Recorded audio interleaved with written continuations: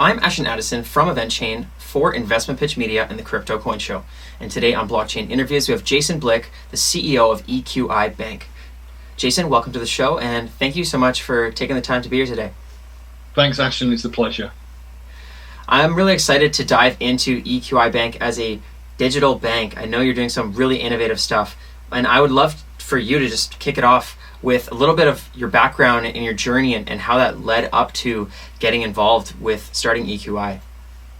Thanks, Ashton. So I qualified as a British solicitor many years ago, a long time ago now, and quickly moved into financial services. So I started to run my own bank in 2006 and have run a series of financial institutions since then that have rapidly scaled and have usually done extremely well.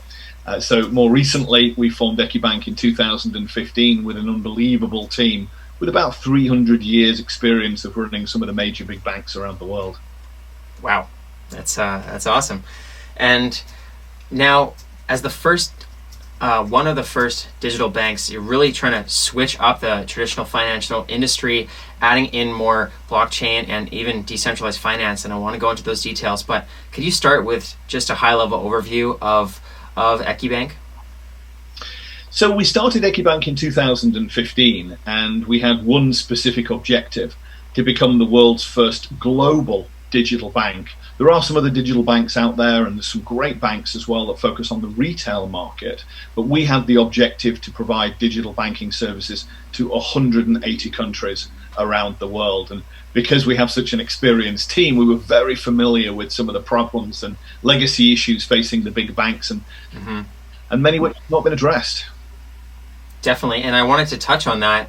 And I know that there's a lot of issues in traditional financial industry that still need to be solved. But maybe you could touch on what some of the main issues that you saw that you were looking to pinpoint and solve when you first started EQIBank. So yes, the banking industry has a series of legacy problems, and in our industry, in the crypto fintech space, we usually find banks reluctant to even deal with us. So that's been a huge problem. We only saw a couple of weeks ago HSBC highlight that they were going to close accounts if clients were purchasing Coinbase public stock. So not crypto, the actual publicly traded stock. So that shows you the disconnect, particularly in our industry. And that filters through all the way through these monolithic traditional big banks. Old legacy technology that often goes back to the 1980s and COBOL. Many carry a lot of risk on their balance sheet. In that sense, we, for example, as EQIBank, we syndicate our loans to make sure we have the very best stress test ratio. Many big banks obviously have massive overheads. They have all of these branches, they have all of this real estate, and they have really expensive cash handling services.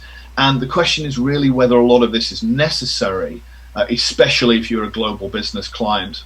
And then, of course, everybody makes mention of too many fees and how complex big banks are to deal with, especially if you're in an innovative industry or you have interests in a variety of countries. So these are problems that were really worth solving.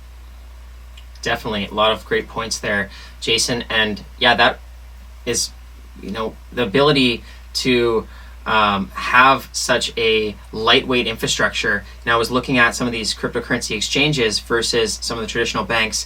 They seem to have 10% or less of the employees, and the profit margins are higher, and they're actually making more profit than the banks just because of all this legacy infrastructure that they have had to have built up upon the past decades and decades.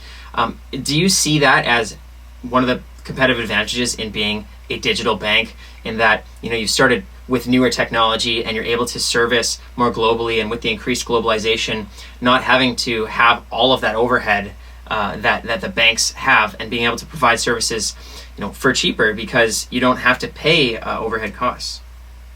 You're absolutely right. If you look at some of the big banks, and it's best we don't name them, but some of the bigger banks have cost-to-income ratios exceeding 80 and in some instances 90%. So the actual cost of running these massive monolithic structures is extremely difficult. And who's paying for that? We're paying for that, Ashton. That's filtered through in fees, etc. They're also in a very difficult position. Many of these big banks look at their IT spend, look at the footprint they have from technology, and it is literally an impossible job to recreate all of that architecture. So we did things a little differently. EQIBank is designed to replace the need for multiple complex relationships. So we have functionality enabling clients to bank with us, exchange crypto, borrow money, have custody services for treasuries, bonds, and crypto, do wealth management, asset management, etc., all in one place. And because we're digital only, our cost to income ratio is just a fraction of those big banks. And as a result of that, we're able to pass on those cost savings to our clients across 180 countries around the world. So we have more coverage than any other digital bank right now. And that's also reflected on our onboarding as well. Sometimes it's very difficult to open an account with a big bank. Lots of paperwork, lots of explanations about what you're doing. And if they don't understand the industry, it can be a 60, 70-day onboarding process, even if you can onboard in the first instance. For EQIBank, we decided that was a major problem from the beginning, and we have digital onboarding with facial recognition, etc. So clients can onboard anywhere in the world, 24/7, and have really fast onboarding, great transparent fees. I often joke, Ashton, that in essence we're a global financial services supermarket, and we hope to meet all of our clients' needs just in one ecosystem. Definitely, and that's great to hear, Jason. Thank you for those points. And one of the factors that I was looking into EQIBank is that there's this banking as a service, BaaS, which is quite interesting and makes me think of democratizing more access to these kind of banking services. Can you just talk about that banking as a service? How big is that in the role of EQIBank, and does that just allow any other regulated players to help grow this ecosystem outwards? Absolutely. So for many people, they feel as if working with their bank is very much a one-way street. You park your money with the bank uses it to lend to other people, etc. You obviously recover your money as and when you need it, but you don't fundamentally profit from that relationship, and it's quite unusual in that regard now. So we started banking as a service in 2020. It was an unbelievable success, and basically what it means is clients can white label our bank license, our technology, our platform, our correspondence, and provide financial services in their brand to their clients. So we've already delivered that to a host of clients who have managed to get enormous scale and drive new lines of revenue. So many of these guys may have a large client base, telco, airline, crypto exchange. So they're obviously always looking for ways to drive new lines of business and new revenue. If you can add banking on top of that, you've got the captive audience, you've got a fantastic digital bank that's going to let you white label their products and services. It really is a phenomenal way to drive new revenue and partner with a bank for the first time probably ever. Very cool. And you mentioned having democratized access to this banking as a service. You're actually already servicing 180 countries, which is incredible. Can you talk about the licensing, the regulatory environment, having different jurisdictions, and did EQIBank have to go through a lot of hurdles to get this global access? So the regulatory position for any financial services company is always complex, and for a bank even more so.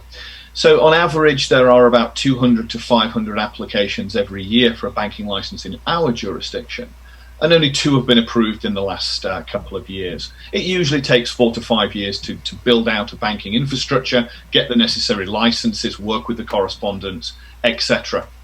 And basically, there's 2 forms of license in the banking world. You can take an onshore license, for example, in the United States or in the UK or in Europe, and focus on that domestic client base. Or you can secure a global, often referred to as an offshore license, which enables you to provide coverage across the world, but does have some restrictions in terms of how you can market and onboard clients in a national environment. But one of the things our clients constantly say is that they don't want the complex nature of having 5 or 6 relationships with national banks. They may have an operation in the US, in South America, and in the UK, in Japan, and they're often dealing with multiple banks across multiple jurisdictions, creating, at the very least, a lot of paperwork. So working with a global bank means that you only need one relationship for all of the countries in which you operate or seek to operate. So that's one of the distinct advantages with our global approach and our global license. Definitely, and I think that's the right approach. especially just with the globalization and banking the unbanked and getting people that are in underdeveloped worlds and underbanked countries to get access to this digital bank. So I'm really liking this, and I'm excited to see how it plays out as these DeFi and just the decentralized finance world just continues to grow and merge into what will be the new finance. So, and I was looking into EQIBank's recent work, and I saw that you recently closed a $12.5 million fundraising. So congratulations on that, first of all. That's amazing. And now with that raise closed, what are the next steps for you and your team in executing? So again, because of the cost and income ratios of a digital bank, you can do a great deal with very little, and clients and investors prefer and like that. So we already have a phenomenal app and banking system, etc., but we're really getting ready for massive scale.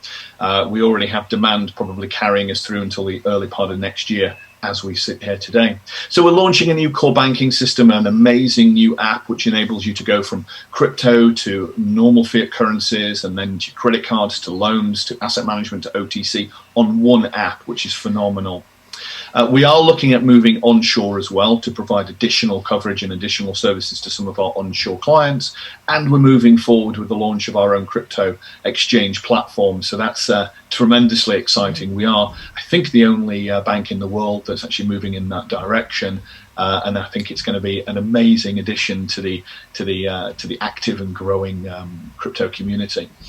So in addition to that raise, we also did a phenomenal raise in the DeFi space, which has given rise to an altogether new audience for the bank. Yeah, well, that's really exciting. And I didn't know you were developing a cryptocurrency exchange. I'm really excited to see how that comes to fruition. But I was researching into the decentralized finance route that EQIBank is taking with DeFi, because that has just exploded throughout 2020, over 30 to 40 times multiples of the amount of capital that's being locked into these decentralized protocols and the future of decentralized exchanges and trading. Can you talk about the strategy that you took within the DeFi route, and what kind of services you're looking to provide, or how you're looking to expand within DeFi? We started to look at DeFi 3 years ago, and then more solidly around 2 years ago. We're a huge proponent of the DeFi industry. We believe it's an amazing way to democratize finance and democratize banking, frankly, across the world. But many people have been a bit concerned about DeFi, especially institutions, wealth managers, family offices, etc., because first of all, they don't understand it. And in many instances, a lot of the platforms are not licensed or regulated. So we have a DeFi platform that is powered by a licensed and regulated bank, which people are tremendously excited about. And we're launching 4 products in June, and the 4 products are an interest rate swap product, a derivative product designed to really disrupt the $500 trillion industry around that derivative product set. And we also have some great lending products allowing our clients to lend and borrow amongst themselves. So they can do fixed term products, fixed rate products, variable rate products, and we have a yield aggregator, which basically enables clients to get a stakehold in that really interesting farming environment. So we are the first bank to power a DeFi platform. It's been an unbelievable success, and we're a big advocate of continuing to invest in that sector and support that sector. Definitely. That's really exciting, and I think it's a great route, and because it is still, even though it's grown exponentially in the last year, it is still so early on, and there's just so many more millions and upon millions of people to be onboarded into the ecosystem. So I'm looking forward to seeing how EQIBank grows out and takes the next steps. And as you continue to grow, what are some of the challenges that you foresee having to overcome to get to more widespread adoption and to grow to these tens of millions or hundreds of millions of customers? Well, we expect to have about $1 billion AUM by the end of the year. And one of the major issues to constantly monitor is obviously compliance. Banks and sensible DeFi organizations are really just large compliance organizations that constantly have to ensure compliance with KYC, AML, and obviously underlying banking registration and legislation. So what we're looking for in the DeFi space specifically is certainty.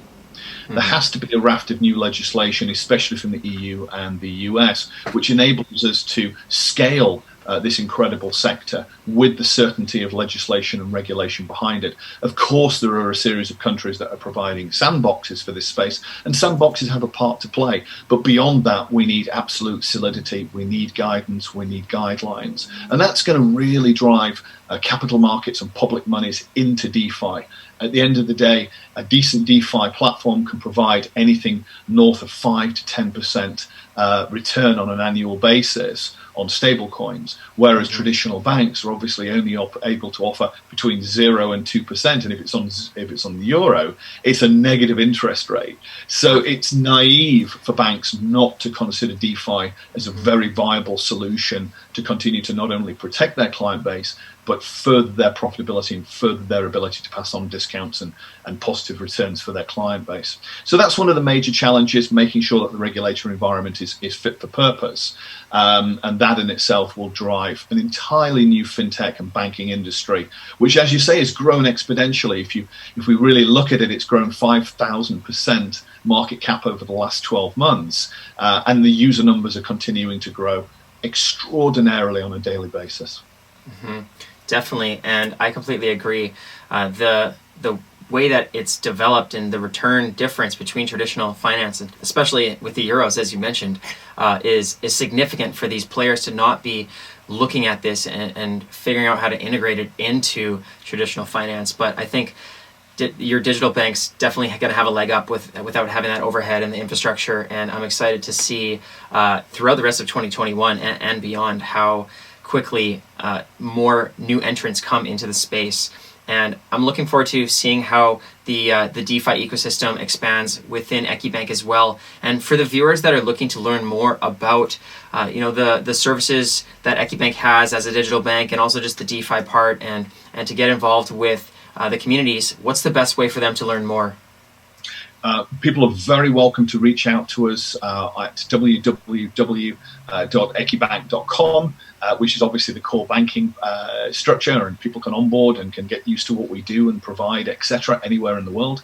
And for our DeFi platform, it's www.equifi.com, and you'll get a great understanding of the products and services we can provide clients in the DeFi community. And both those structures are interlinked, so people can move between the DeFi community and the traditional banking community in a really seamless way, which we feel is truly unique. Definitely, and that's great to hear, and thank you so much for that, Jason. I will leave those links in the description box below for the viewers. All the best with EQIBank moving forward. I will be watching as the DeFi ecosystem grows and EQIBank's part in it continues to grow, and let's follow up in the near future. Ashton, thank you for your time.